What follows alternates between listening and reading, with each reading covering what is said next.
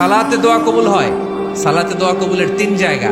একটা হচ্ছে তাকবীরে তাহরিমার পরে আমরা সানা পড়ি না, আমরা তো একটা পড়ি। আল্লাহর হাবিব সুন্নাহ এবং নফল নামাজে আরো পড়তেন সানা, ওই দোয়া কবুল হয়। দুই নম্বর জায়গা সালাতে সেজদায় পড়ে দোয়া করলে কবুল হয়। আকরাবু মা ইয়াকুনুল আবদু মির রাব্বিহি ওয়া হুয়া সাজিদ ফাকসিরু ফীহি দুআ। বান্দা যখন সেজদায় লুটিয়ে পড়ে, বান্দা আল্লাহর সবচেয়ে কাছে চলে যায়। তা কিন্তু বিশ্বনবী বলে, সেজদাটা তোমার রবের কুদরতি পায়ের উপরে করেছে। সেজদায় পড়ে দোয়া করেন।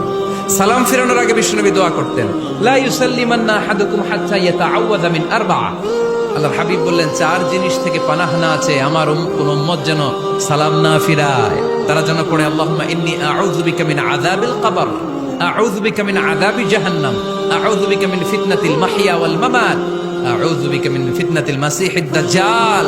আল্লাহ কবরের আযাব থেকে বাঁচাও, আল্লাহ জাহান্নামের আগুন থেকে বাঁচাও, আল্লাহ জীবন মরণ